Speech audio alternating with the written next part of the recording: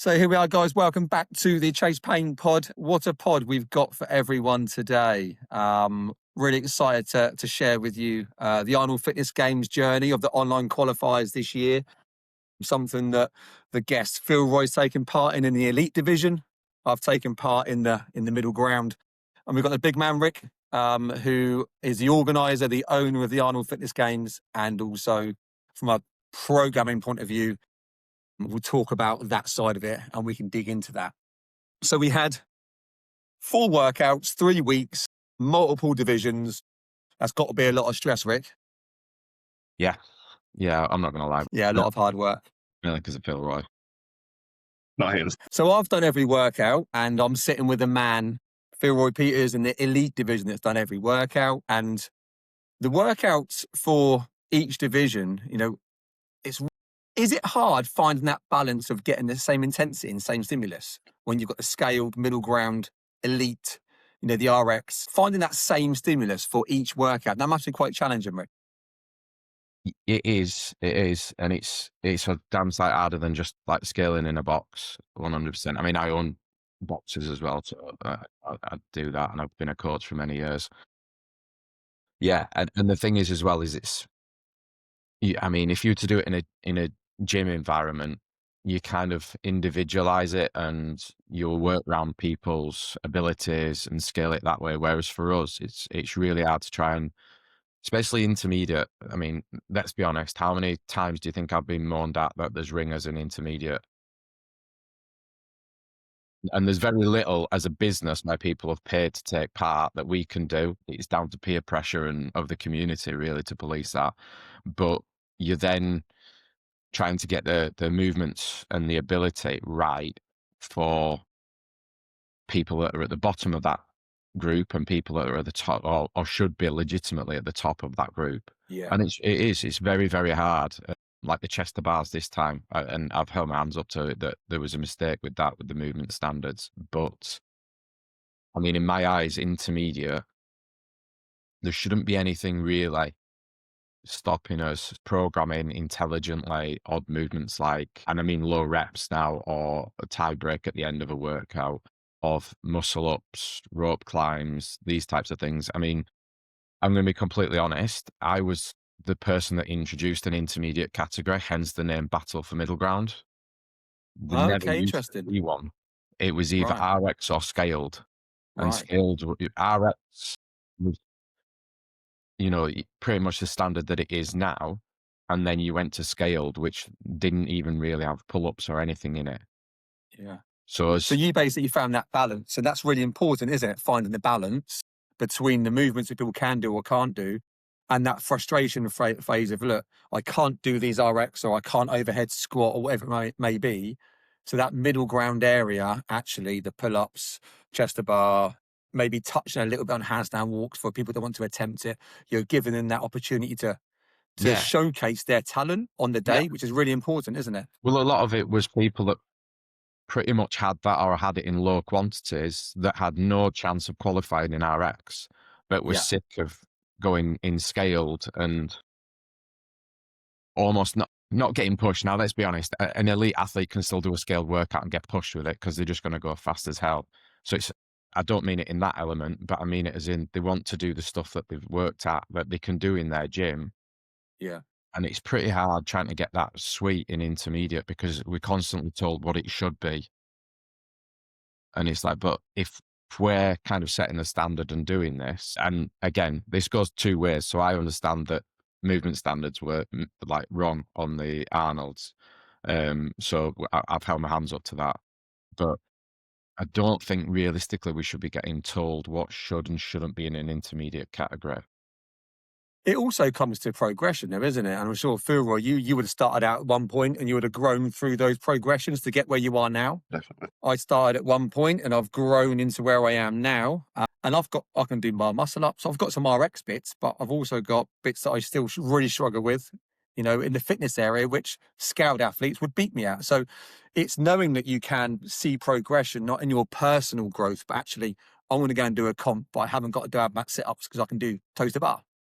So it's knowing that you are getting, I think you want to feel as though you're getting somewhere. Does that make sense? I'm getting somewhere, I'm progressing, And then we get to go and show it off on stage if we qualify to our friends, family at the Arnolds, which is for me the biggest event in the UK from a CrossFit point of view. It's tremendous. It's so exciting, and the opportunity to do that and go and showcase your abilities rather than just going, well, I've got to do ab mat sit-ups. There's nothing wrong with them, but if you can do toes to bar, you want to show off what you can do. It's like being a peacock. You want to flap your wings and show off what you can do. So I think that's really important, really, really important. And it leads nicely on to, Rick, like the intent of the workouts versus the reality of the execution. In your mind, you've got a certain intent that you want the workout to be.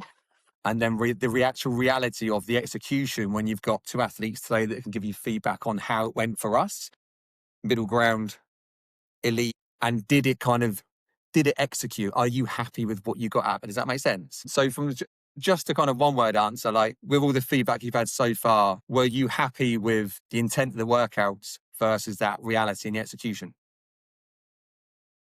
Yeah, I'm with the workouts. I think Steve's done a brilliant job with the workouts. I think some of the other issues, like post that and on release and on people being able to complete them, it's been tough.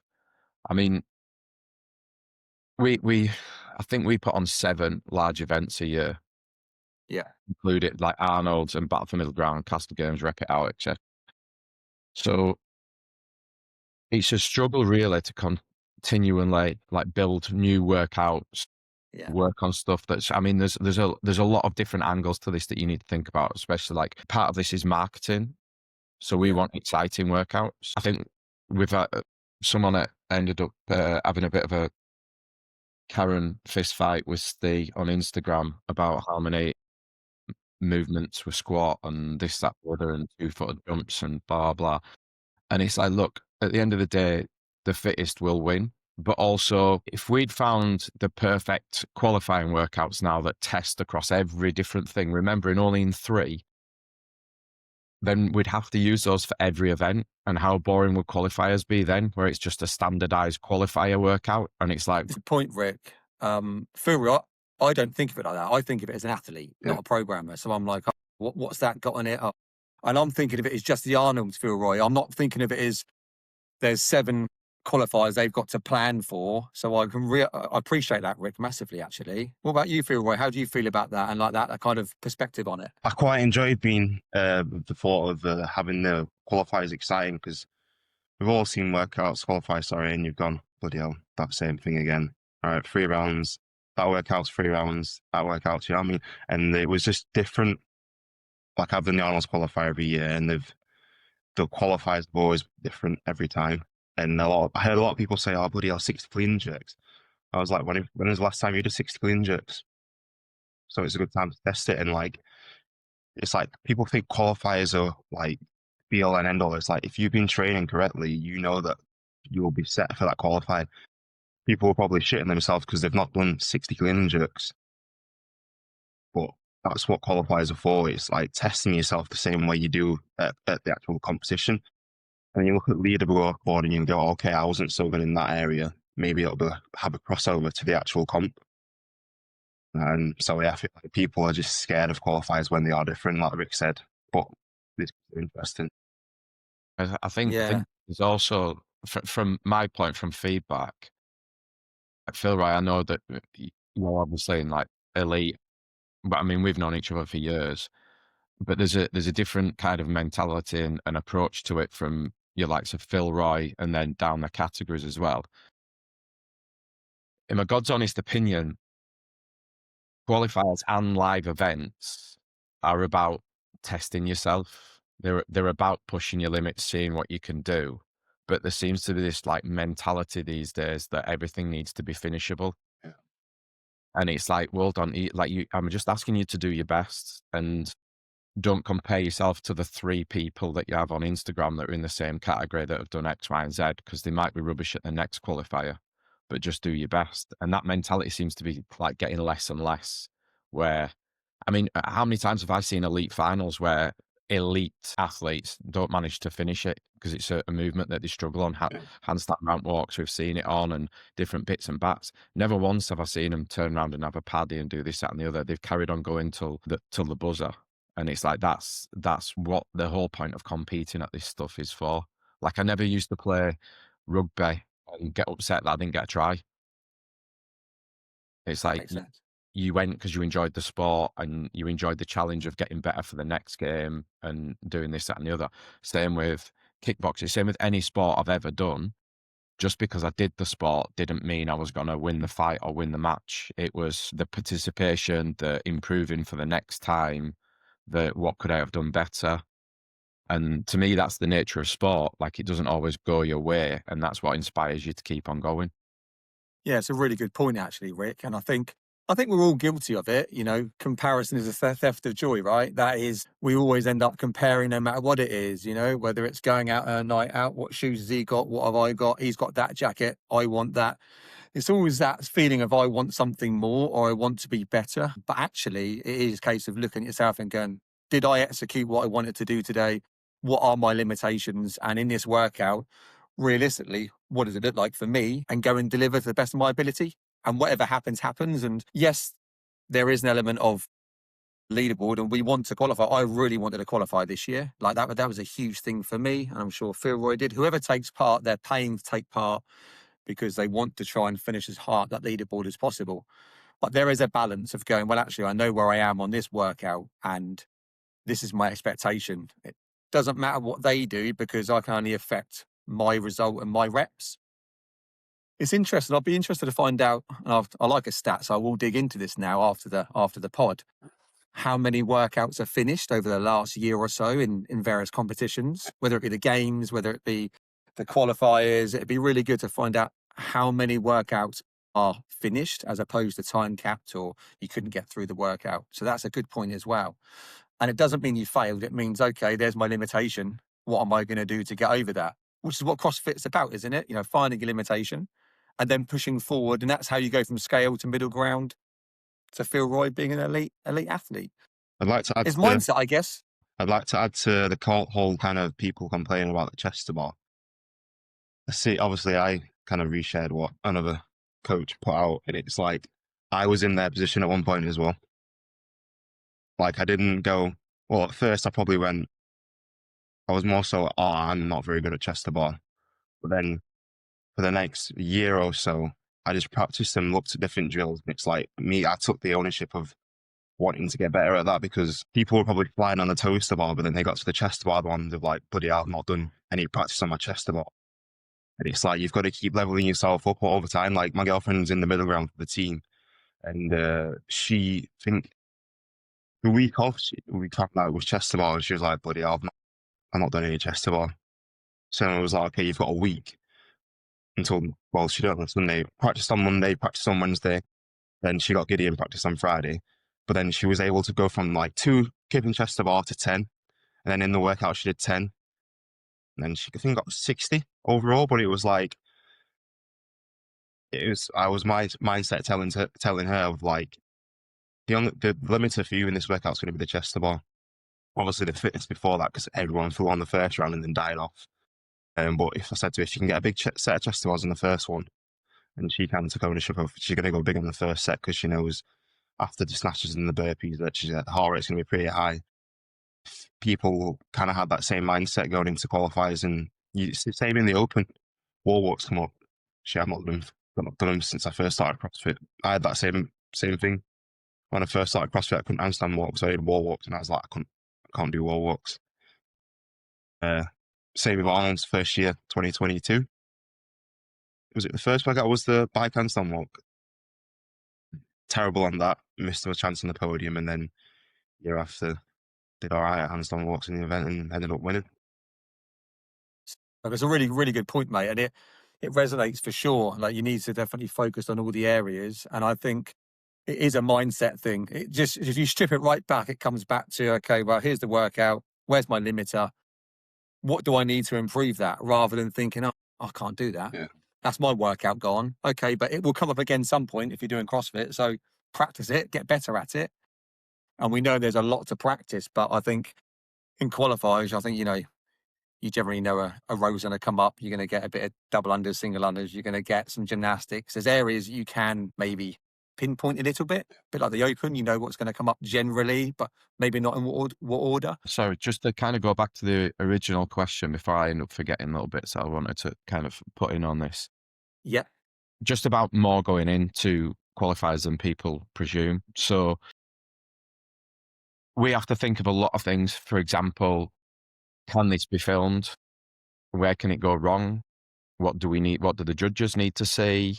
What's a rep, etc. So we'll get onto the 2-foot jump bit in a bit.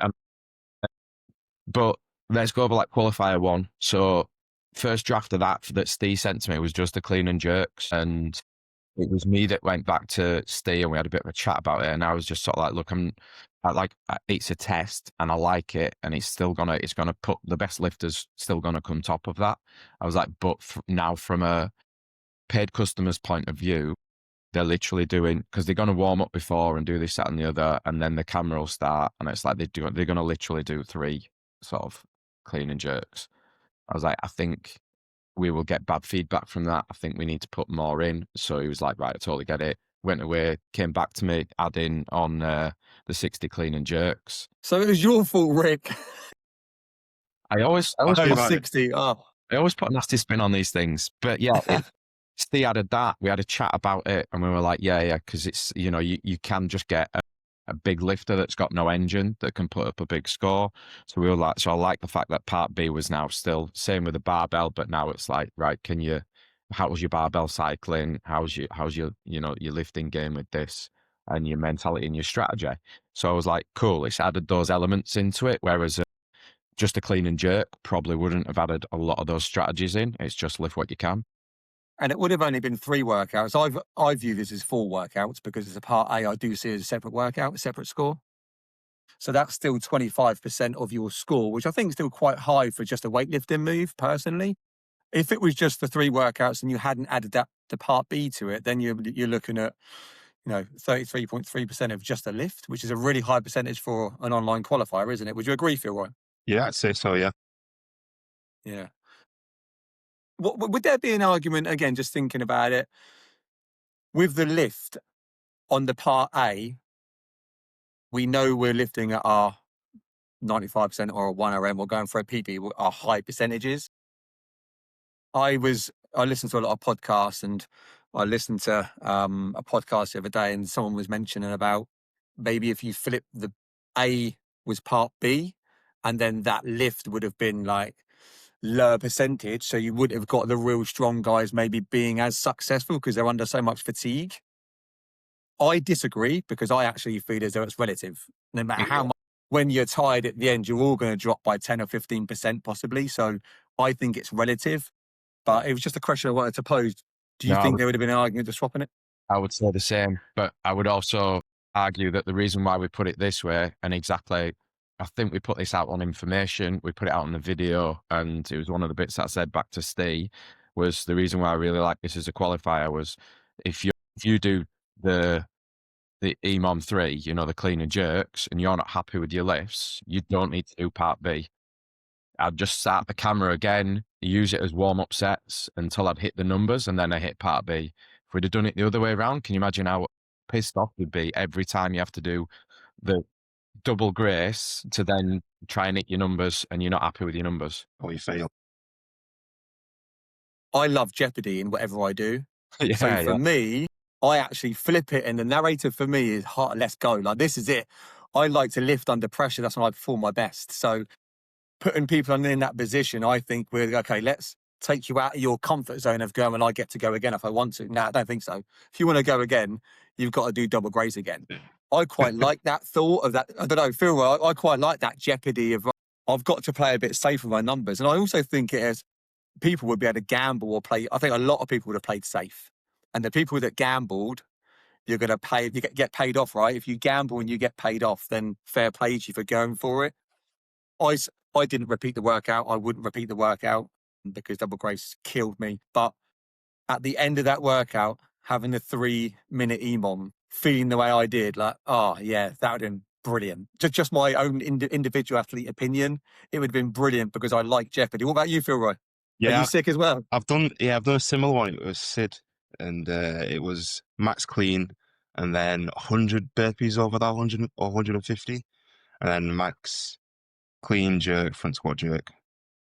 And I had to do it twice because I was out of the qualified position. And also, I think I missed the lift. And then the second time I did it, I missed the first clean. But it was like, you know what I mean? Just under pressure, I kind of thrive off it. Yeah, agreed. And also, that's where do we learn most? In competition or wherever it is in life, we learn most in that moment of shit hits the fan. What can I do now? There's some jeopardy, right? I'm going to lean into it. And I'm a big fan of leaning into those issues and those situations.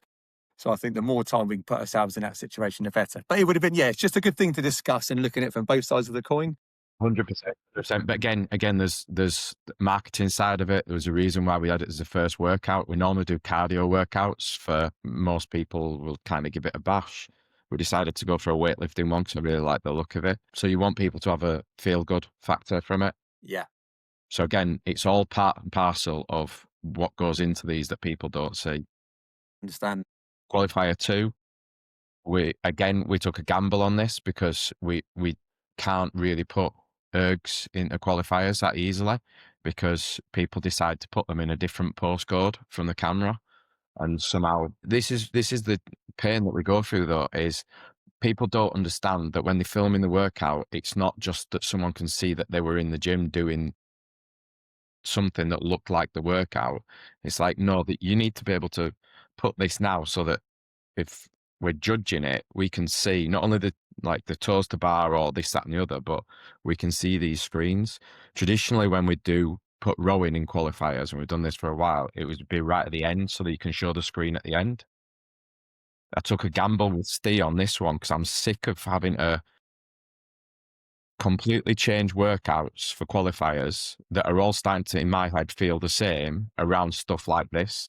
And it's not down to what we can write in workouts. It's down to users, which are customers.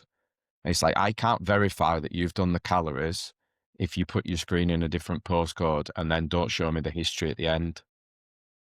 And, you know, and then you've got loads of people messaging you, just being like, can I have a friend reset the rower? And I'm like, I'm not taking the piss, but for the split, yes, you can. But if they're getting in the way of the camera, then I can't see your reps. So you'll probably end up picking up penalties for now Dave coming in and messing it up. But also, if you think that you're going to shave a millisecond off someone resetting that, when I'm going to watch you looking at a toaster bar for 4 minutes of this workout, have a reality check. Yeah. But That's a good point. It's what goes through people's heads, and I'm totally cool with it. But it really does kind of baffle me where people look at workouts and do that, whereas we've had to just look at it as in, can this be filmed? Can we check that the reps are in there? Is it a good test of fitness? Do we have a difference across the 3 workouts where we're testing this? And again, I see what you say about workout 1 being very lift oriented, but it's a struggle. Like a max lift is always like a feel good for people. It usually gets put in at these. It'll usually get put in at a final. But you always have this argument of saying, oh, but it's X% of it. And it's like, it's tough. Yeah. And I get that. But it's really hard in 3 workouts to, like I said, to get a decent mix across that's entertaining, that people want to take part in. Because yes, it is a business that's testing across the board, that's filmable, where people have equipment. So all while this has been going on, we've also sorted out and filmed the Castle Games workouts, and we're just doing the March Mayhem ones and reviewing those. But I'm not just sat at home, and I run 2 gyms. I'm not sat at home just being like, Arnolds. I can't wait to answer questions. Like it's as athletes, we are sat at home going Arnolds. I do totally get it, and I'm not like being facetious with it. I'm just saying, like, sometimes I'll get asked questions about the qualifier, and I'm like, I don't have a clue because I've been going over 3 other sets of qualifiers while this is going on. That's why I've printed them out today to talk to you. So make sure. You know what, Rick? It's interesting. You've really opened my eyes, and I hope you have with a lot of the people that are going to listen to the pod. The amount of limiting factors you've got to make a qualifier, entertainment value. You've got to make sure it's judgeable. You need movements that are easily to judge, or actually, can we get the most idiotic person to film it correctly? all these things are really affecting how you program that workout, which will also affect, maybe, dare I say it, what you really want to program. Does that make sense? So Castle Games, I can tell you now because it's been taken out. So Castle Games, we've just had to remove ski erg from one of the qualifiers and replace it with a different movement.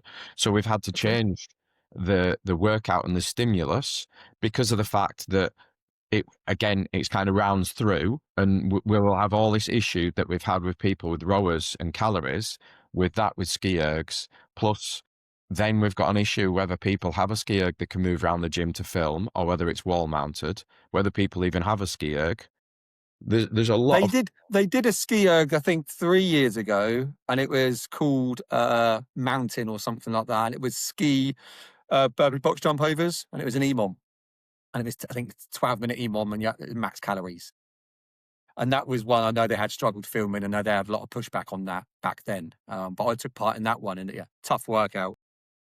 Again, I understand what you're saying. It's a limiter, isn't it? Yeah. And this is, it's again, it's a lot of things that people don't see. You know, when they tell us exactly how where they would have written workouts and done qualifiers, They don't think about any of that. Put an event on, never done this stuff. And again, that's no disrespect to them, but I don't take my car to the mechanic and ask, and then start telling him how to change the carburetor.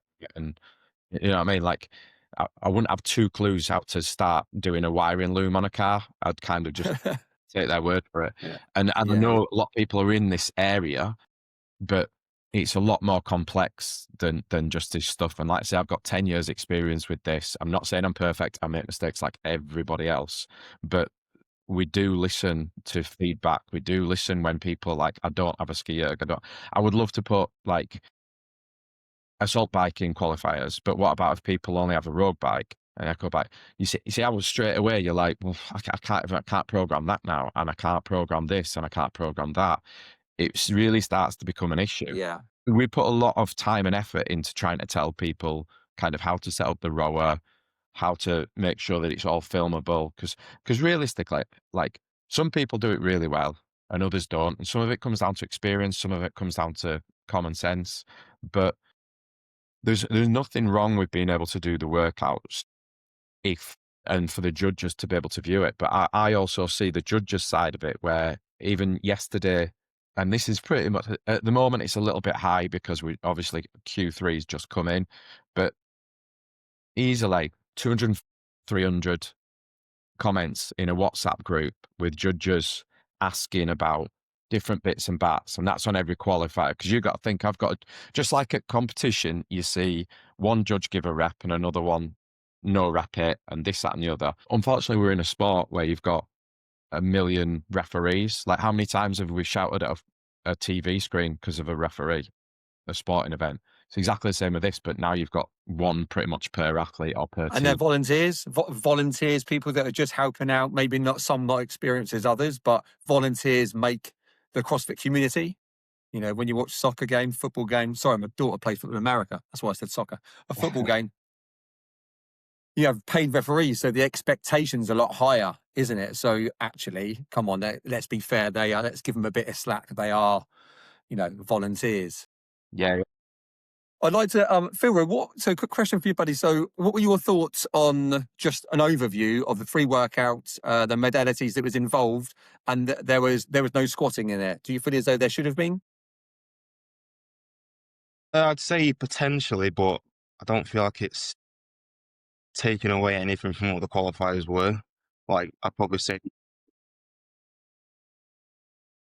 the easiest to sort of set up and do qualifiers, as in prepping, but like setting up. So last workout, you had a rig and you had a barbell. As long as your barbell's sideways on from your rig, your setup's pretty good.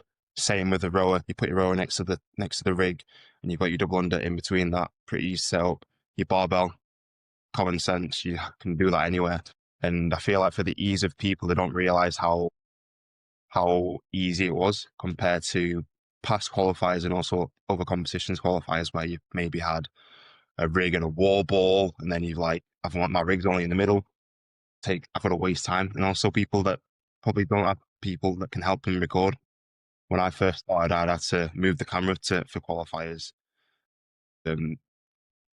as a whole, it's probably the easiest to set up and just get your head down and crack on and do. Yeah, no, fair one. And Rick, from your point of view, where there was no, I would say, official squatting, of course you can squat clean, etc. But from your point of view, again, you've only got 3 or 4 workouts to do. What was the reasoning behind that?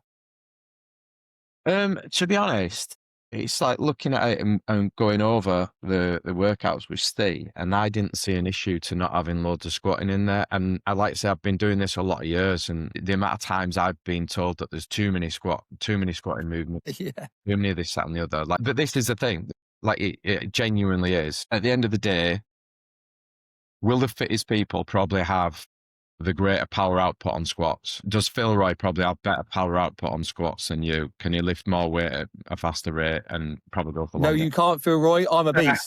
Right. Of course. So when you're testing this stuff, and I get that people are going to say, oh, there wasn't enough squatting in it, there wasn't enough. We're not testing the best squatter, we're testing the overall fittest. And my argument is exactly what Philroy kind of said right at the beginning. It's working on those weak areas and that broad fitness over all these things. If somebody absolutely smashes the qualifier 3, the burpees, max power snatch, and then the pull-ups, I guarantee they're pretty strong squatter as well. Yeah. No, fair one. Yes, Interesting. Before that. we really get into really dissect each of the 3 workouts, I just wanted to ask a question. It was a DM that came in yesterday, was middle ground, and Philroy, you can go first this one, buddy. Middle ground, should there be the option of single unders? Now, I love the fact that there was 80 single unders, because doubles I really struggle on. I can do them, but for 40, for that workout, it would have taken longer because the doubles really are intense. So I did take the single under option because it was there.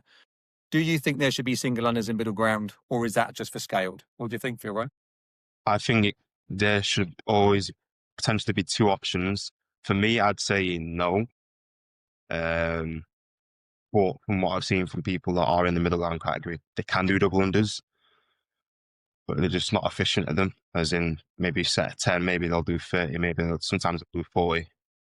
And, I think if it was me, I wouldn't put single unders in, but I know that it's open to everyone, and a lot of people will complain, and a lot of people probably won't finish the workout. Was there not a time cap on the second one? Yeah. No, there wasn't. But when I registered and I saw what the options were, having double unders would probably take me from possibly qualifying to not qualifying. If I'm looking to qualify, that would probably be, and I can do them, but the fact that there is an option to do single unders, it was like, okay, great. And from what I've seen on YouTube, I would probably say in my age category, so I'm the 45 plus age category in middle ground, most people took the option of doing single unders. And that was not just because they couldn't do them, but it was something that was more efficient. Yeah. Rick, from your point of view, what are your thoughts on that? Again, if I'm being honest, we never get it quite right, but it's trying to get that intermediate category where looking at the pool that sign up, etc., and especially with Arnolds, we get a massive sign up in intermediate, and we get a lot of people that are fairly newish to the sport and things like that because it's got a decent sort of publicity to it. That intermediate range is ridiculous, so that's kind of where I would put it in. I'm with Philroy on this one. Personally, I don't want to put it in there. Personally, I want to put muscle ups and things like that in intermediate. We kind of run it off numbers and feedback, which it's painful for me. Like I've been competing for not at Philroy standard, but for nearly 20 years. I've been at this thing having a laugh. In fact, no, it won't be a less than that, but it's a fair few years, and I have never once kind of back down from having a bash at RX. I'm not saying I've always qualified. I'm not saying I've been at the bottom when I have, but it's that bit that, right, I need to work on this, I need to work on that. You go away and it gives you something to work on. A bit like Philroy said with the chest bar. It's really hard these days to try and please the numbers that we have for these type of events, and especially in that intermediate category. That when came up with the concept and we put the first intermediate category in, it was about creating that benchmark realistically for people that, if you like, are RX but can't qualify because they've not got the movement standards. In my eyes, over the last 10 years, that's through business. And yes, this is my business, so I've got to hold my hands up to it, but that's gone down to meet the customer rather than stay at where it's meant to be at, which is an intermediate test of, you've got, say, 3 or 4 bar muscle ups going through the rounds instead of RX having 12 to 15, whatever that might be. They're at that standard. They can repeatedly bang that kind of numbers out.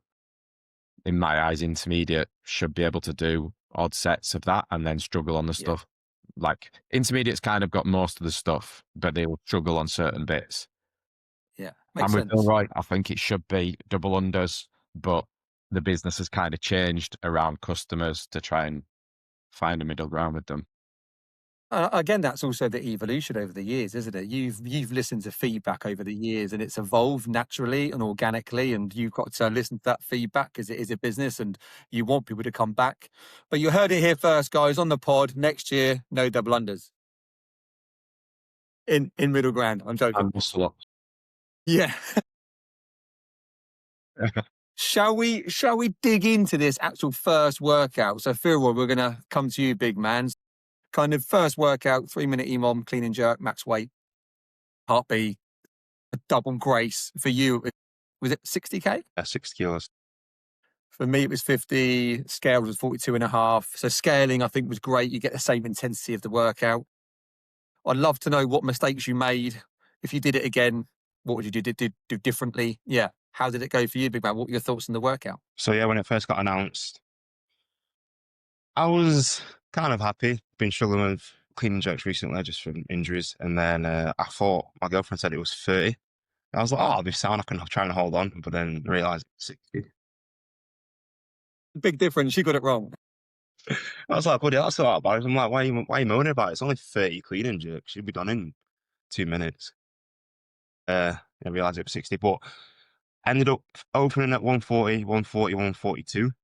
I would have probably gone heavier for the last one, or gradually gone heavy as I've built up.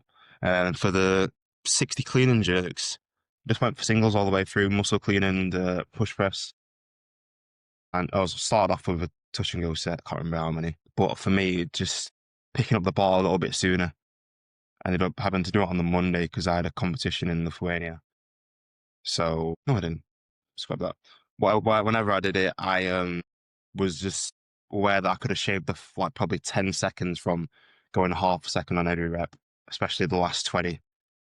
Everyone does it when they watch the video back and they're like, oh, I only rested like Of course they 3 do. seconds. You're at the bar for like 6, so you're doubling the time. Pick it up. And then you actually do the clean and jerk and it's not that bad.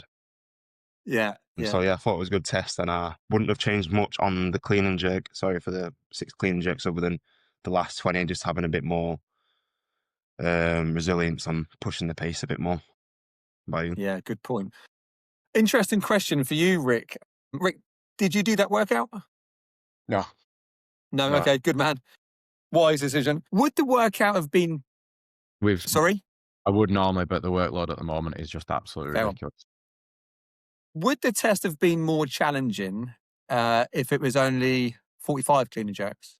Just because you know you have to push the pace. It's not grace. We know how much that hurts. Sometimes more can be easier because you know when I'm going to go singles all the way, because that's what I can do for 60 reps. So do we think maybe, not that I'm saying it should have been 45, but would 45 clean and jerks would have been more painful, do you think? I think to a certain extent, people would have gone marginally faster, but I think a lot in CrossFit and looking at the other workouts, there's a lot of, rounds where it's going to be sprint work. Yeah. It was better to put something in that was a longer piece on this.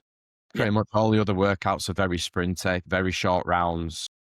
So you would have then just put another workout, pretty much exactly the same type of energy system and time domain as the others. So they spanned it out a bit longer. Yeah, for sure. And it's double, from a marketing point of view, it's double grace, right? Yeah, it's a workout Like, that pretty much everyone should know. yeah, Doubled. yeah. I feel like It's a it's good also benchmark. easier to judge because people are moving slower. Oh, you'd You've seen think, but people Yeah. clean and jerk 20 as fast as they can. And you're like, mate, you've only done 5 reps. It's a really good point, Philroy, isn't it? Looking at it from the programmer's point of view and the coach that you are, that's a really good point. That's not how I look at it. Like, I just want to go through it, but to judge it and to hit quality reps, yeah, sometimes hitting the singles makes it easy to judge.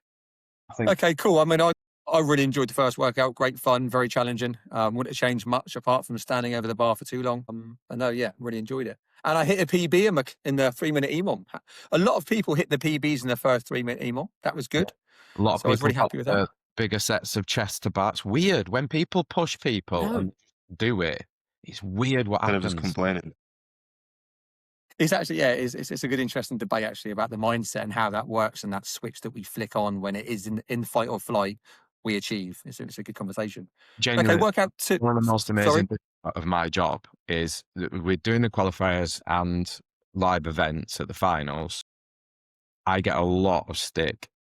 The bit that's like the big pat on the back that's the good bit is the amount of times over the years I've seen people do PBs and do stuff that they haven't done and send me videos a month later of, look, I can handstand walk now, when they really struggled in the event. Like, that's what this stuff's meant to do. It's not meant to just, go down to the lowest denominator. It's supposed to push people and test them. That's the good stuff right there. That's obviously the Brucey bonus for you, isn't it? You go through all that crap, the emails, the admin, and the problem areas. But is that worth it then? That makes it worthwhile, yeah? I'm gonna say yes to be nice, but the level of grief that we get these days and that level of crap really makes it not worth it anymore. Guys, stop emailing Rick. Come on, let him get on with what he's doing. There you go, mate. I've put a shout out for you. If I put it in context, I don't know another job where I'd put up with it. If I went back to building and the person I was building a house for literally rang me and messaged me 7 days a week, right up to midnight and starting at 5 a.m. when they've got up for work, I'm pretty sure they wouldn't get a house finished. 100%. Okay, we'll definitely leave that there. Guys, stop emailing Rick. Workout 2, engine gymnastics, pacing structure, that 15 to 20 minute time domain. I love this workout. Rowing, I did single unders, and then we had the toaster bar. Really enjoyed toaster bar. Would you call this test the separator or the survivor? The one that really separates everyone from each other? Or is it one where you can survive and just hold on if these aren't your strong point? What do you think, Philroy? Yeah, I'd have to 100% agree with that. Probably, it was my best workout of the qualifiers. And it's something that's, say, like that amount of volume in a test, not saying it's too much volume, but like it's like a training volume session, to where probably at the comp we're not going to have that long of a workout. And it was good. And it was a separator. Like, I think the fastest time was 14 something, like low 14s. And then even in the top elite category, people were getting 17, 18 minutes. So you're looking at the time of 3 to 4 minutes separating even the elite category. And which is a sign of a great workout. Yeah. And it's like not people even that came top 5 in the first 2 were like 20th in the second one, sometimes a bit lower. Just shows the variance of the. And the good thing about this, we spoke about it earlier, how we scale the workouts and how you get the same stimulus for each category. I think this one, from an outsider looking in as an athlete, I felt as though people got that. So elite was 3 rounds, 40 cal row, 150 dubs, and 40 toaster bar, 3 rounds for time. Middle ground was 24 cal row, 40 dubbers and 80 single unders, or 80 single unders, and then the 15 toaster bar, 5 rounds for time. And I felt as though that stimulus was really, really good. And again, in the middle ground category, so I think I was 13:49, and we had other people, one person mid 12s, everyone else high 13s or 14s and some 17s. So it really stretched people out. But I think the stimulus was exactly the same. Stimulus there, Rick. Yeah, I mean, we worked well with Steve on this one to try and get the numbers right across what we kind of see in those categories being able to get put out. I thought the idea of it realistically was you've got skill of the rower, because you need to hit a standardized pace. You can't just send it on the rower and then get off to not be able to do the other stuff. So you need some skill there on that to be able to row efficiently and row at a pace you know you can maintain across the rounds. With the double unders, you're obviously going to spike that heart rate and add to that fatigue. Like the row realistically is going to get legs, hamstrings quite a bit, and depending how people row grip, you then keeping the stimulus on those through the double unders. And then onto the toes to bar, we were like, yeah, I'm pretty sure that in an ideal world, all of the elite RX can do a set of 40 toes to bar. So you're looking at that probably like upper set of what they can do. For middle ground, the 15 toes to bar was like, yeah, I'm happy that that's about that same sort of number, especially for 5 rounds instead of 3. So yeah, I think it was a really good test of strategy and skill at quite a high level. Like even the rower, I'm going to be honest, like there's a skill element there where Agreed.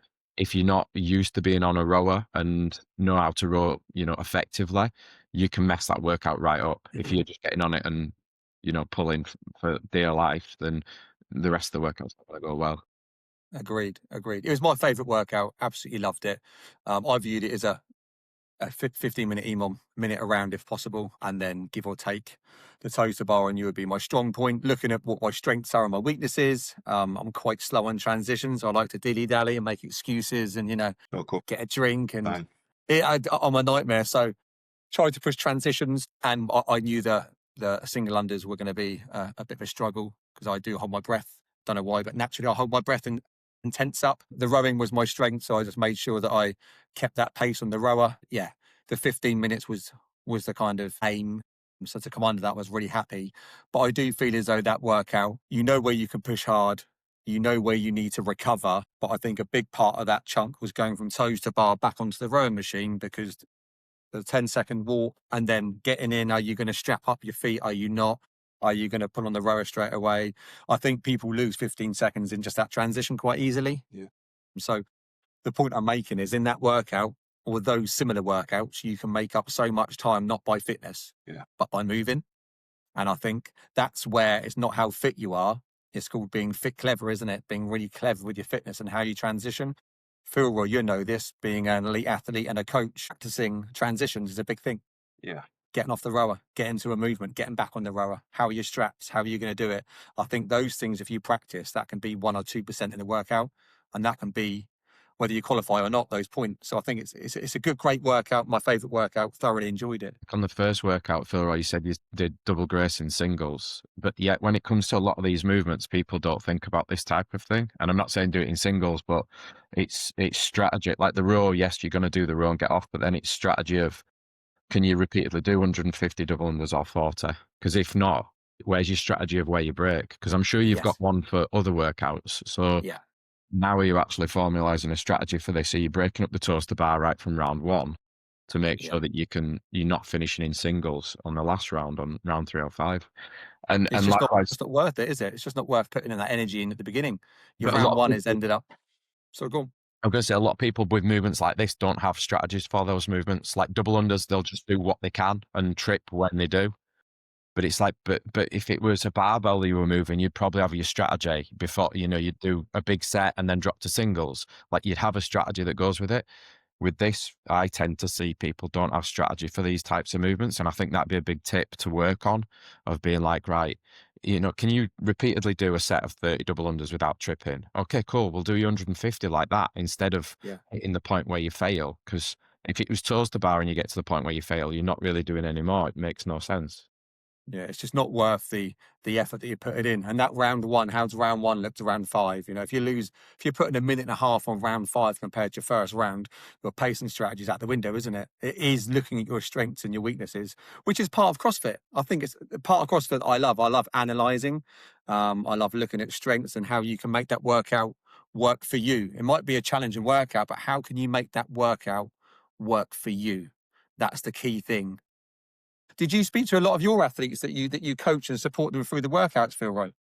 So I actually don't coach. I do cover coach for CrossFit Wigan, but I work for JSC, but more so helped out a few. I gave a few tips to JSC athletes, and especially for the middle ground category, like we said before, that workout you could probably shave a minute from transitions if you're smart about it. And my biggest pet peeve of people is people tying into the rower. Yeah. And Don't need to. in that workout, you've got 5 times you're getting out of the rower and 5 times you're getting in the rower. And it's like, if you're tying your feet in and loosening your feet every single time, we're wasting so much time. And my biggest tip was getting out of the rower, putting your rope down a specific way, and then just making sure that you're finishing your double unders ready to toast the ball. You don't want to be staring at the bar. So if you need to break your double unders, you're actually going to save yourself a bit more on the toast the bar. It's little strategies as well that Yeah. I've picked up over the years with exactly what Philroy said about strapping your feet in, but then like racing starts on the rower and get it up to speed as soon as you can, where we see people just like, you know, do these weird things where they pull in the rower 10 as they put times. in and the rower's moving and I'm like, what are you doing? Like even the rower's looking at you a bit like, what are you doing, mate? But people don't necessarily get coached on this Yeah. stuff. I've done quite a bit of rowing now, and it's just things like, it's like, why are you making inefficient movements and inefficient changes? Like you're by far better off getting in nice and smooth, getting those feet in so you're not messing around with that, and then get a racing start going. And likewise, probably one of the best strategies on the last one is once you're coming up to that last calorie is give it that big pull and then just let it tick over, because all you're doing is you're just letting your heart rate drop down that little bit of rest before you go and start doing double unders rather than pull it right till the last minute. Like you're trimming seriously like a fraction of a second off by absolutely hammering it right till the last bit. Because I mean, hell of a calorie in it. yeah, I mean, Yeah. Dad, you've done enough rowing. Like the differential between pulling 2,500 calories per minute over 2,300, especially over just this amount of calories, you're looking at seconds difference. Which, if it's only for the last 5 to 10 seconds on that row, or just while you wait for the last calorie to get over, I guarantee it's giving you a massive benefit of that, like 10 seconds rest on your heart and lungs before you go and pick a double under rope up. Yeah, energy efficiency, isn't it? It's trying to make the most of your energy and getting the most bang for your buck, as people like to call it. So looking at the calories on the rower, so the 24 calories, it definitely is that rate of, it's not a sprint, it is a controlled effort that I'm not going to redline, but I can get off and I can get straight onto the single unders or the double unders, as it were. What if that was dropped to, let's say, 16 calories or 18 calories? How do you think that changed the workout? Do you think people would go, it's only 16 or 18, I'm going to sprint and would it make it tougher? Again, the same as the last workout, if we bring that rec scheme down on the calories on the rower, would it make the workout tougher? I personally think it would make it a lot faster. The only way realistically I see it being tougher is when I looked at this workout, I didn't just think, like shoulders are going to be pumped, hamstrings are going to be pumped, which are going to, especially if you go harder, you're going to pull more on your hamstrings, or you should do, depending on how you row, but you should probably be doing. And then that's going to tighten up, making toes to bar harder. There's a lot of gripping stuff, so I presume that it would get people's grip. And again, the faster you go, the more intense that's going to be. Yeah. So again, by doing it at those sorts of calories where you have to hit more of a maintainable pace, I think actually make the other movements more doable. Fair. I think you would have found it, I wouldn't say necessarily harder, but completely like a different type of workout if you'd have done it faster. People are back to the toaster bar, the pull-up bar sooner. They've pushed harder on stuff. You would see people actually probably breaking more on things like the toaster bar because they're back to it sooner. If they've hit the pace right on the row, they should be able to hit the intensity on the toaster bar. If you get that wrong, then it has a big knock-on effect, grip-wise, midline-wise, because you're bracing your core when you're rowing, especially on the hamstrings. If you're driving properly, you should be engaging those power muscles, engaging your hamstrings, not all quad. So that's going to have an effect on your toaster bar. So if you're smashing through everything at a sprint pace, I think you're going to see it actually break down a lot more on the toaster bar. Yeah. Agreed. I love the workout. Yeah, that was my favourite workout. Let's move on to workout 3. I'm going to call it burpee gate. So workout 3, again, thoroughly enjoyed it. 20 burpees over the bar. Then we had the 10 snatch, power snatch. For my category, it was 42.5. Was yours 50, Philroy? Yeah. And then we had the scaled category. Was that at That was at 30? 35 for male. 35. 35 and 25. Yeah. I haven't been saying the female weights because I don't know them, if I'm honest with you. So apologies. And then we obviously had the chest to bar, as many reps in remaining time. 4 rounds. It was a tough workout. That was a tough workout. I liked your post, Philroy, when you just wrote "in the bin." You were in the bin, like, and you I've had seen that Phil image. in a few times. Yeah. Over the bin, literally. I feel as though it's one of them workouts that you can make it hurt as much as you want to or need to. What I did see was a lot of people went out so hot on that first round and hitting a big set, and then the rest of the rounds was like 4s and 5s rather than staying consistent rounds. But before we dig into that, let's touch on the standard. So, Rick, once again, can you just clear up the standard for Philroy? I've seen his video for Philroy on the standard of the burpee. So we're looking for obviously thighs and chest touching the floor at the bottom, Philroy. And then we brought back in the old standard, which is a 2-foot jump over the bar. And again, I've had people screenshot my version of this in the comments and be like, "Oh, yours is left at 0.003 of a millisecond before your other foot," and bits and pieces like that. There's no winning on this either way. My reasoning behind it is this used to be the standard, and then the standard seemed to lower to the athletes who were not hitting the standard because they were going too fast. Okay? Age-old saying, fast and shit is still shit. In my eyes, the competition scene lowered the standard to what the athletes were doing to try and be faster, and it just turned into 2 feet over the bar at the same time. But once that kind of became, if you like, what people kind of saw as the norm, that got taken to the next level, where I was seeing RX elite level athletes nigh on stepping over the bar, where the last foot was literally leaving the ground as the other toe was about that far off the ground. And it was like, look, this is just starting to become a bit of a farce now. Like, let's just have some sort of standard, because also from our point of view, from a judge's point of view, watching this video, you've got a million questions about, well, is that allowed? Well, how about that? How about that? I personally don't see anything wrong with a standard being whatever it is, as long as it's physically possible, as long as the athletes can do it. It's their responsibility to train that way or practice that way and then perform whatever's being put out as the standard. And the points that I've jotted down for this, because I've come prepared. You've come prepared, Rick. You knew this was coming. Yeah. So what about all of games athletes when triple unders got announced? Did they just turn around and be like, nah, sorry, it's doubles. It's always doubles. Piss off, Dave. Okay? They adapted. I think they did. Yeah. But they adapted because that's the nature of the sport. Some picked it up faster than others, but then they went away and they worked on that. The key one that I think relates to it most, which I'm happy that like Philroy commented about before, was wall walks.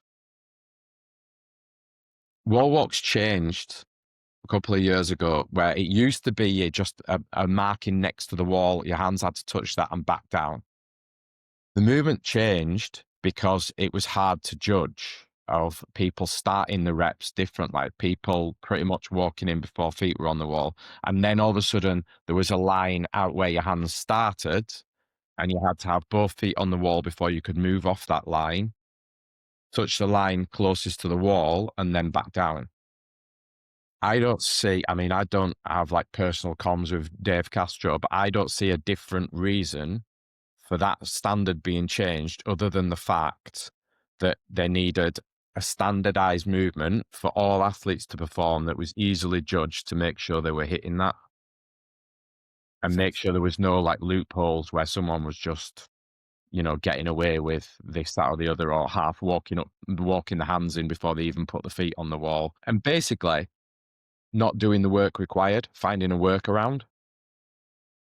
I think a 2-foot jump from the burpee is a skill that you just need to practice a little bit. And like I say, if you bring your feet in closer together, narrower, it's easy to do a 2-foot jump, a bit like skiing. Your feet are together as you're doing your slalom. It's exactly like that. Rick, it is a skill. The burpee over the bar 2-foot jump is a skill because you have to bring the feet close. If they're apart, shoulder width apart, you might not be trying to, but naturally you will lead with your outside leg, just naturally, because that's the way you've got to get over. That's where the pressure comes from. It is a skill, but it's also a challenging skill because people have been doing it in so many different ways in so many different competitions, and in different boxes will do it different ways. There's just so many different ways to do it. So now they're saying you have to do it this way. It's muscle memory.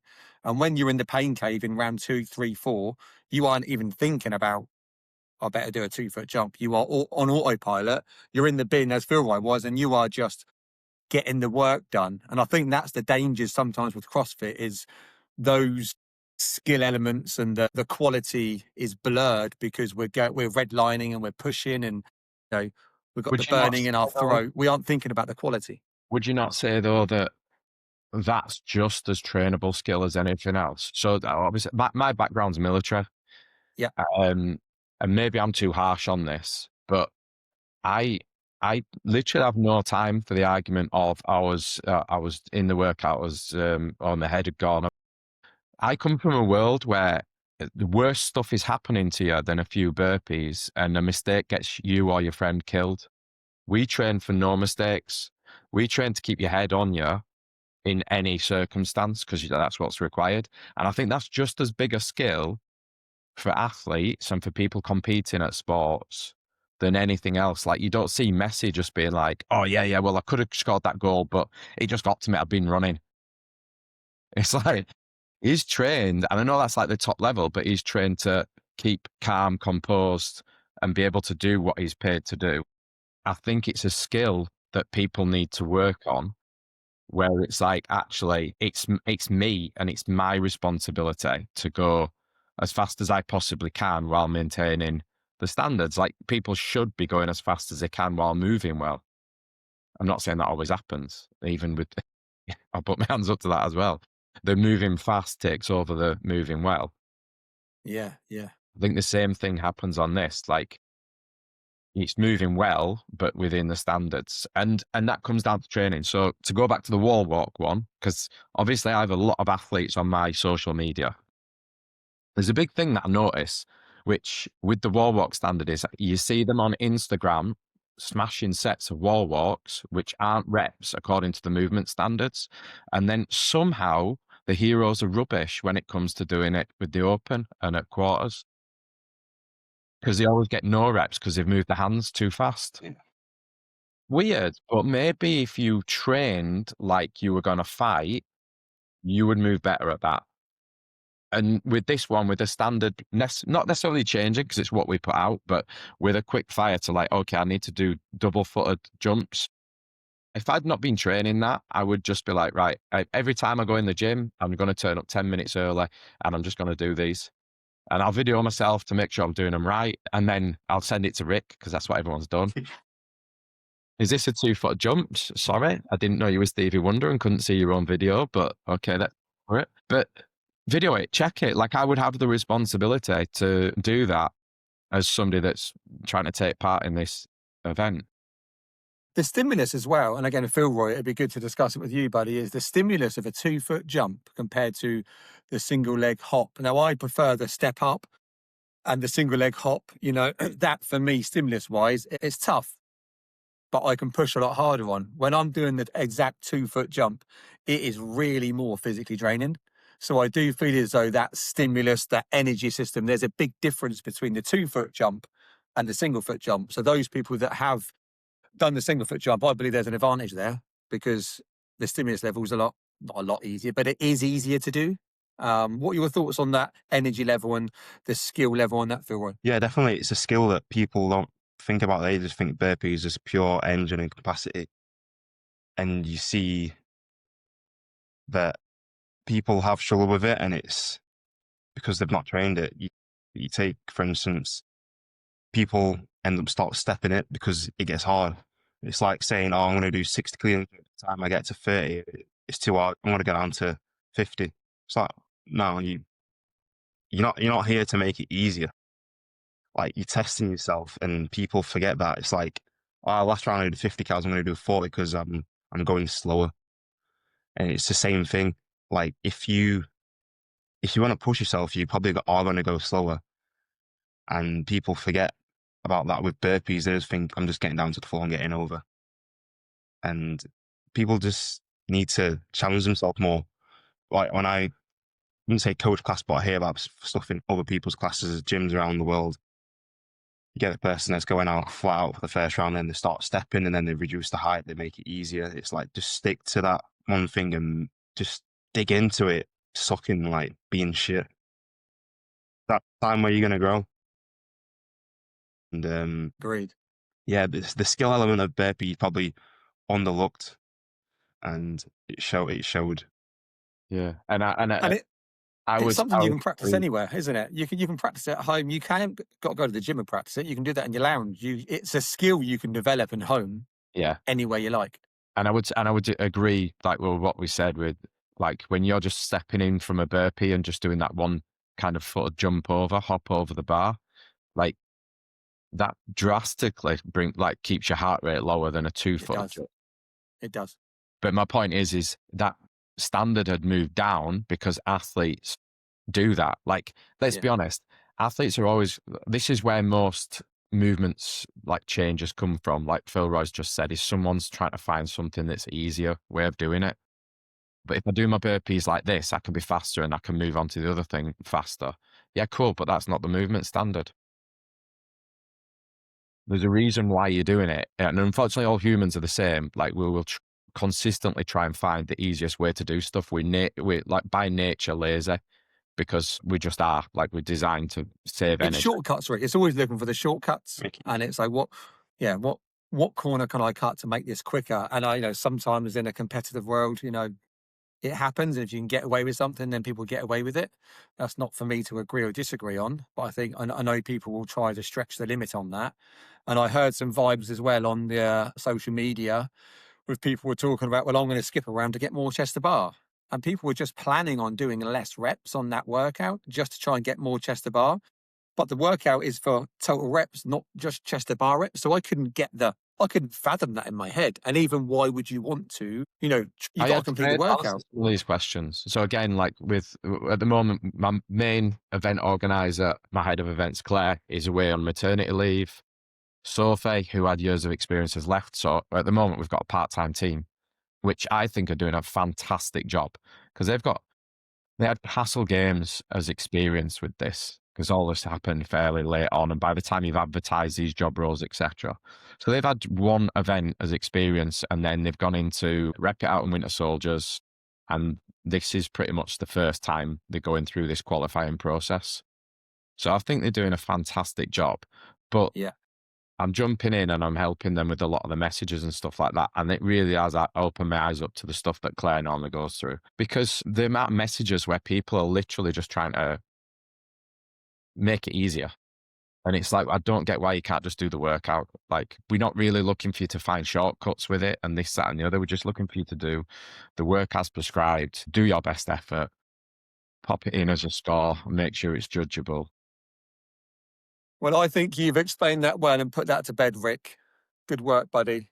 You definitely get some more emails from it, though. So the workout itself, what a workout, Philroy. I mean, is it one that you should really pace? Do you pace intervals? I do. I know what I want. I love my stats, so I know burpees to be done in 110, 112. I'm going to get my snatches done. I want 40 seconds on the chest to bar every round. That was my plan going into it. I'm not great at chest to bar. I preferred bar muscle-ups personally. How did you attack it? What's your run? Is yours right? I'm going to go. Did you have a plan? No, I wanted to open up with a big set. I knew. Of course he does. Of course he does. Going towards the end, I wouldn't have been great, just because coming off the back of a comp and then I hadn't trained much. I was like, I'm just going to go balls to the wall and literally see what happens. I feel like I've got the privilege of being able to do that sometimes in some workouts. And it's scary doing shit like that. Like, no one knows what they're actually going to hit. Everyone can say, I want to get 20, 20, 20, 20. First round, 25, 20, 10, and then 5. And it's like, oh Then yeah, shit hits the fan, I right? should have broken up earlier. But it's like, I just want to challenge myself, and there's no point. I don't want to finish a workout and be like, yep, I hit that exactly how I wanted to. Because with these intervals, you never know what you're capable of doing until you do it. Point. Try it different ways, but you should only really have one opportunity, I think. And where people redo the workout 3 times, it's like, just give it your all on the first one. You might have a tactic, but you might want to change it during the workout. So yeah, I died in the end, What but did you? everyone did. If you really push that Yeah. workout that last round, you should pretty much be fucked. Mate, yeah, I mean, It's the all right. last round I definitely pushed. I feel as though I don't want to use the word conservative, but I planned the reps, so I knew I'd get to the bar at X and then do what I could. I saw a lot of people on round 1 and 2 going for it, and then round 3 and 4 not even getting to the bar. So I wanted to make sure I could get to the bar and get the some chest to bar in. So yeah, different styles there from myself and yourself. And again, maybe I wasn't as brave or as attacking as what I should have been. But for me on that workout, I feel as though that's kind of what suited me and what I needed to do to get the job done. Yeah. If that makes sense. What did you learn about yourself in that workout, Philroy? That last round, mate. What did you learn about yourself?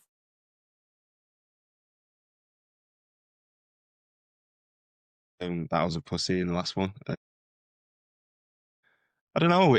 Just the last one, I knew I was going to jump up to the bar and do one big set. So the last round, I think I finished it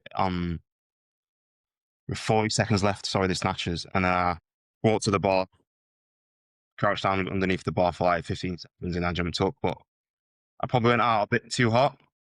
It's one of those, like, it happens in training, and I feel like unless you do that, you don't know. And I don't know, it was just a rough workout, and I learned that I probably went out a bit too hot, but I wouldn't have known that if I didn't do it. And I feel like training and qualifiers are where you can take those opportunities to do that. And it's not always going to be 100% spot on. That's a great point, Philroy. I think that's a really good point you've made there. That if I can quote that, you don't know how far you can push until you can't go anymore, right? Yeah. You don't know until you hit that red line, or you have to go past that threshold to find out where your actual threshold is. And maybe that's why people always do their best in the second. If they repeat a workout, usually second time they get a better score. 9 times out of 10, people will get a better score because they've learned from mistakes and also what their threshold is. And I know what I can manage now. But that comes in training as well, right? So in the training, that's when you're really pushing yourself and finding your limitations. It's really interesting. Rick, the workout, mate, last workout, fantastic. Great workout. Did it hit what you wanted to hit? How do you think the weight was on the bar? Because that was my main kind of question with that one. We wanted to try and hit it absolutely sweet so that we were guaranteed that it was kind of heavy for moving fast, but not too heavy that you couldn't move fast with it, if that makes sense. Yeah, the weight for me, so mine was 42.5 kg, and I'm 45, so I can't really snatch. My shoulders are done, and I struggle with that movement. So I was happy with the weight. I went for steady singles, up rep. I think I've done a few doubles, but just kept it consistent. Again, there's no point blowing out on the snatches and then spending 30 seconds under the bar.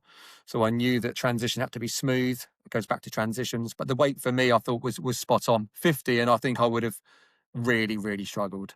And 30 would have been 35 would have been too light. So for me, that was right. How about you, Philroy? Your weight? 50 was singles all the way. I probably would have thought maybe to go a bit lighter, maybe 42 and a half open weight, or 40, whatever.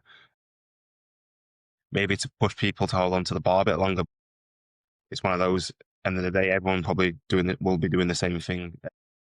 Categories, intermediates saw a lot of touch and goes and less capacity on the chest to bar side, whereby probably had a minute and then it ended up being like 20 seconds on the last round.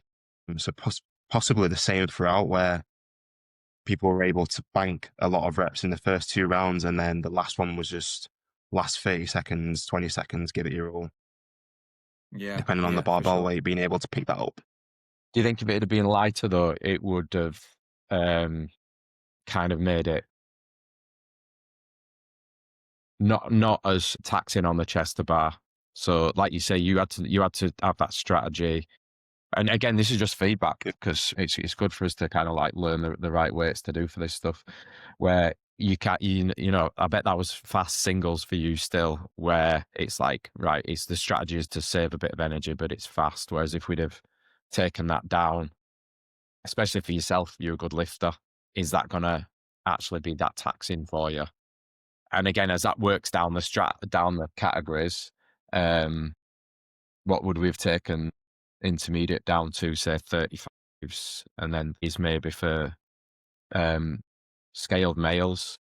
And in my eyes, then there's a zero sort of probably taxing of it, where they're just going to be like, that's that done, and now I'm on to, you know, the next movement. Whereas we wanted it to try and be about right, where strategy and also skill on that movement would benefit you for the chest to bar.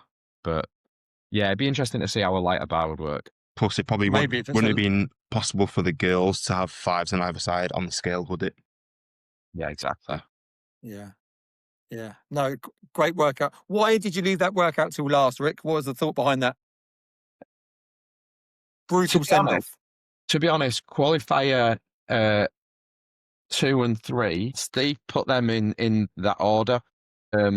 I didn't really have any input into the order of them. I mainly have just input into which is going to be the first qualifier from like a sales and marketing point of view, and what we think is going to get the biggest hype. So that's why we did the lifting one. After that, the order doesn't really matter too much to me, because either way, they're going to get, say, a week in between. It's not like they're hitting it straight off the back of another one, and you've got knock-on effects from the previous qualifier, if that makes sense.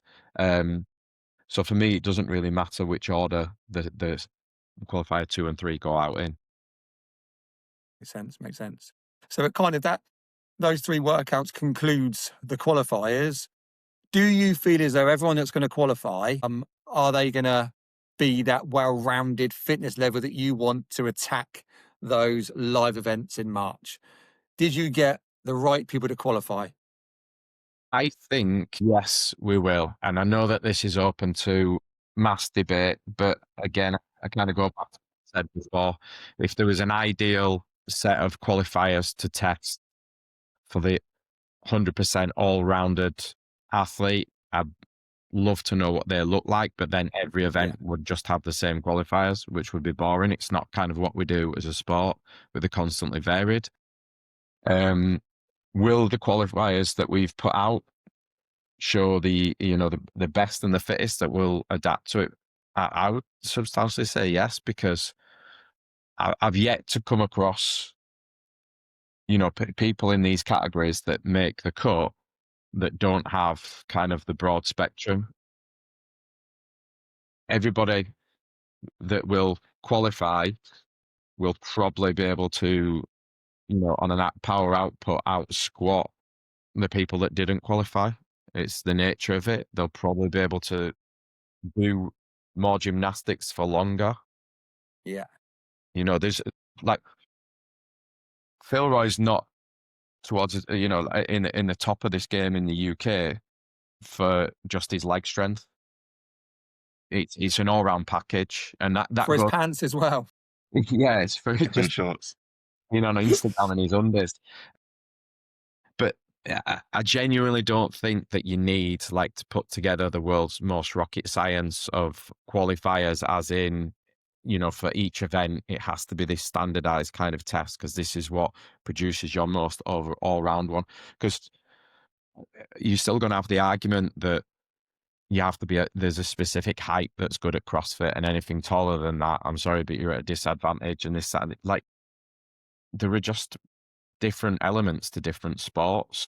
Yeah, it is what it is. And there are, agreed. It's that big debate, isn't it? From, what's the best what defines the best CrossFit athlete, what defines the best qualifiers. There is no right or wrong answer here. It's just that from your point of view, you put on the best qualifiers you felt at the time that was exciting to the public, good to market, and scalable, that everyone can get that similar kind of intensity. And I feel as they were great workouts. I really enjoyed them. I am going to finish with some quick fire questions to you both, if that's okay. I've got 3 each for you guys. We're going to start with you, Rick. Again, just quick fire questions. Let me know your answer as quick as you can. What's one thing athletes misunderstand about programming? I'd say like the technical side of it and making sure that it's adaptable. I think everyone's got their opinion of what they would like or prefer, and I don't disagree with quite a fair few of them, but I don't think they see the back end side of it. You know, like we try and write most workouts so that someone can do it in the garage without a big gym and without mates to help change barbells and things like that. So it's those kind of aspects of just trying to make this so that pretty much anybody can have a go at it. Yeah, good. One change you would do for your next year? 2-foot jumps on everything.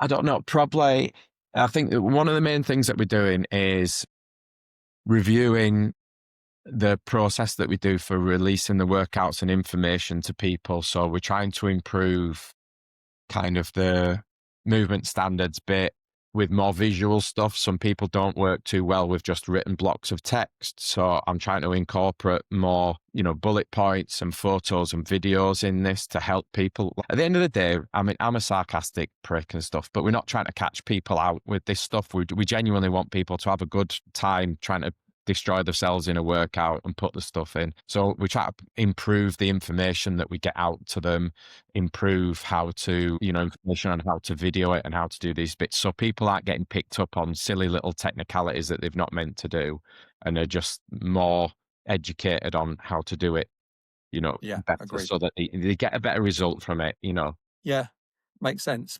Final question for you, Rick. If burpees were a flavor crisp, what flavor would they be? Worcestershire sauce. Okay. Yeah, you either like it or hate it. I hate the 2-foot jump, but I do like the single step over. Begging you to bring it back. Okay, Philroy, mate, 3 questions to finish off, big man. What's harder, starting a workout or not quitting it? I'd say not quitting it. I find it quite easy to start workouts. It's usually Fair one. that That's point that strong mindset you got. where you have to keep digging in is where it hurts. What's the loudest thought in your head during a max effort lift? Usually what the song is. Don't lie, if it's a good song, that'll hype me up. Yeah. Yeah, good. What's worse, the first minute in a workout or the last minute in a workout? Last, always. Of course. And a last question for you both, guys. Who is the nicest guy in the CrossFit scene? Who's the nicest guy in CrossFit that you've met?